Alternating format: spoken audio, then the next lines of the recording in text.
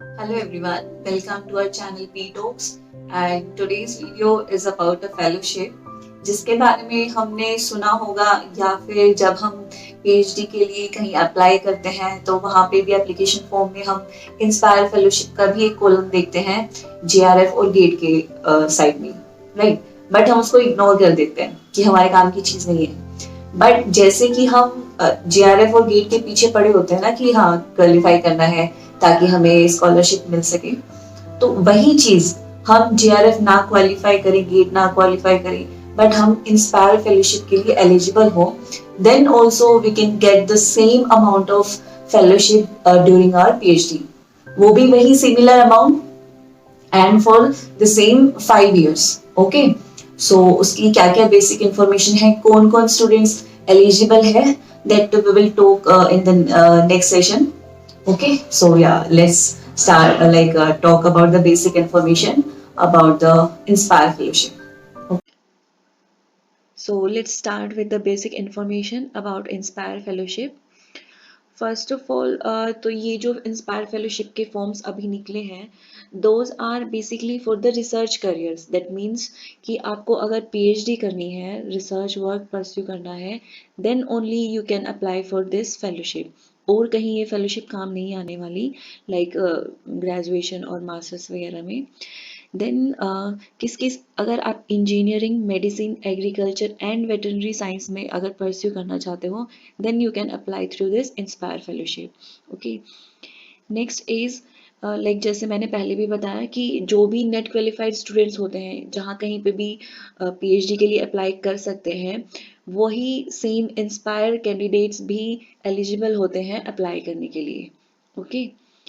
Then next is जो eligible candidates हैं उनका एज ग्रुप 22 to 27 ईयर्स के बीच में होना चाहिए। एंड नेक्स्ट इज या अब सबसे मेन है कि एलिजिबिलिटी क्राइटेरिया क्या है, कौन से स्टूडेंट्स इस फेलोशिप के लिए अप्लाई कर सकते हैं। ओके।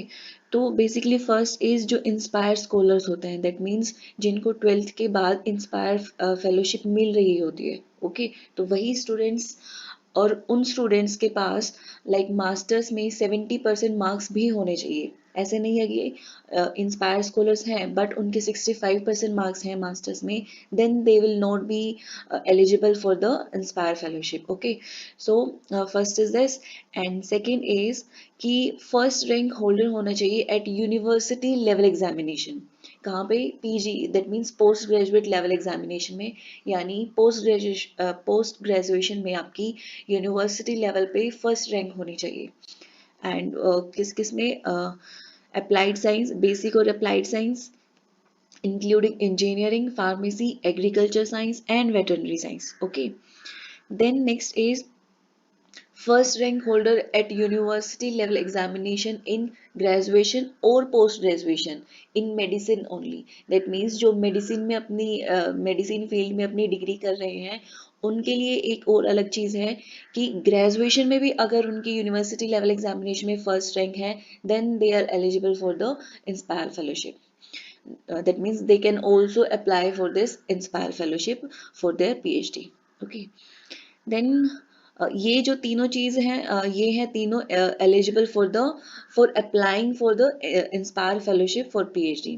नेक्स्ट इज इन्होंने क्या बता रखा है कि कौन से स्टूडेंट्स एलिजिबल नहीं है।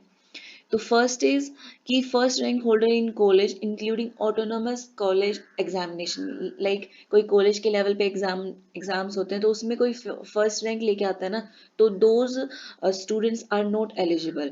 उनकी यूनिवर्सिटी लेवल एग्जामिनेशन पे ही फर्स्ट रैंक होनी चाहिए। सेकंड इज कि जिन्होंने अपनी मास्टर्स की डिग्री डिस्टेंस से की है वो भी एलिजिबल नहीं है।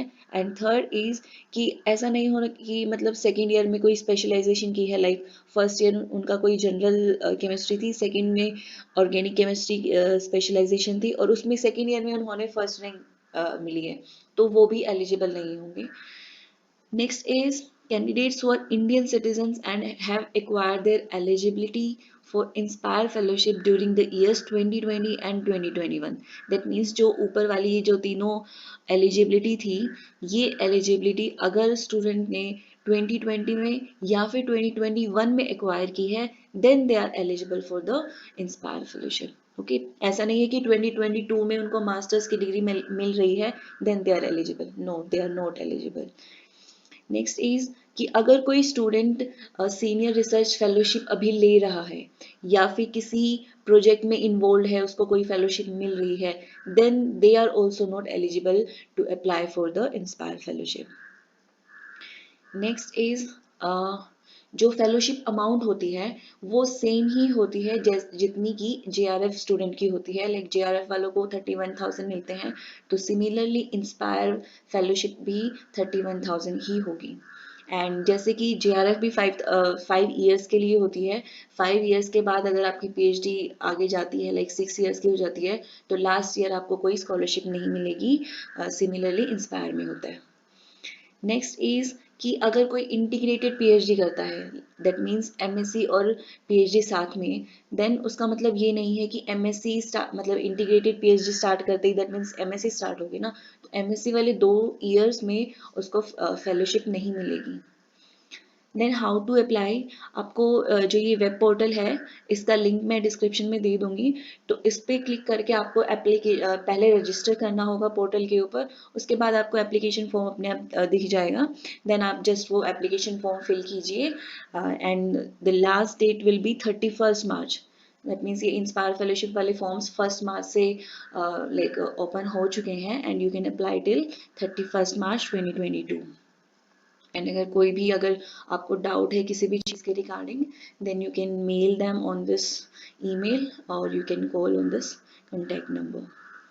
देन डॉक्यूमेंट्स क्या क्या चाहिए आपको एप्लीकेशन के दौरान। First is obviously passport size, and ये चीज़ आप देख लेना बहुत कॉमन सी है, 10th class marksheet, then education qualification like UG PG वगैरह की। देन फर्स्ट रैंक सर्टिफिकेट अगर आप होल्डर हो, then you have to apply for that कि आपको फर्स्ट रैंक सर्टिफिकेट मिले यूनिवर्सिटी की साइड से, and then and that should be uploaded on in the application form. Next, अगर आपकी PhD में एनरोलमेंट हो रखी है देन यही सब चीज़ें चाहिएगी आपको। रिसर्च प्रपोजल, जो भी आप रिसर्च काम कर रहे हो या फिर करने वाले हो, उसका एक ब्रीफ रिसर्च प्रपोजल बहुत ज़्यादा ज़रूरी है। वो चाहे आप सुपरवाइज़र की गाइडेंस में कीजिए या जैसे भी है, मतलब बहुत ही ब्रीफ होना चाहिए और बहुत ज़्यादा डिटेल होना चाहिए ताकि इम्प्रेशन अच्छा पड़े। ओके, बहुत इंपॉर्टेंट है रिसर्च प्रपोजल।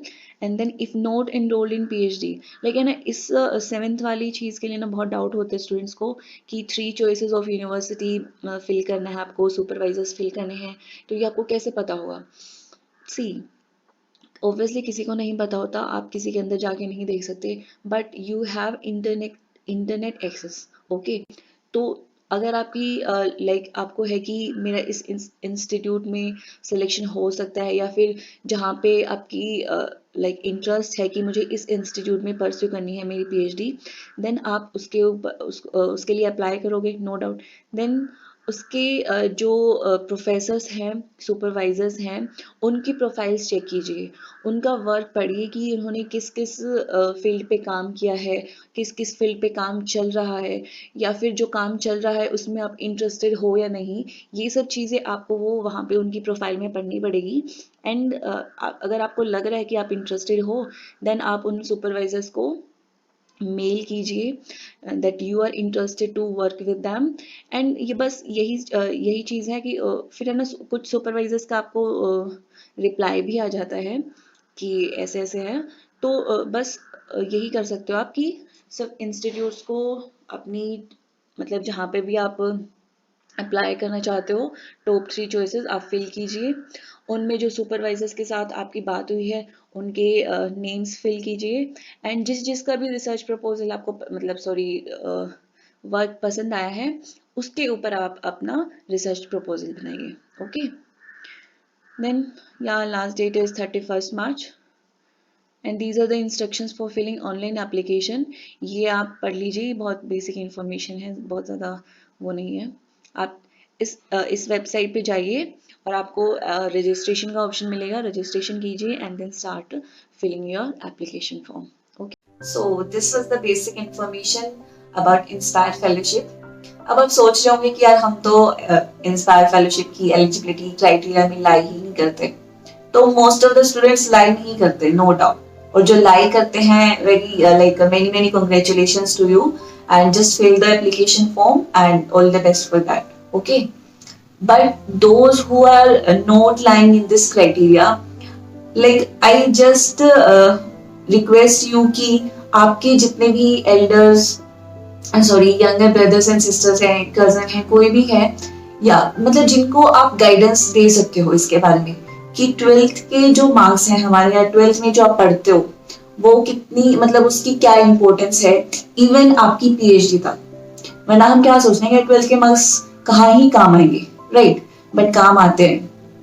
अगर आपको 12th के बाद इंस्पायर फेलोशिप मिलती है तो आपको पीएचडी के लिए जेआरएफ और गेट क्वालिफाई करने की भी जरूरत नहीं है अगर आपको फेलोशिप चाहिए तो, ओके।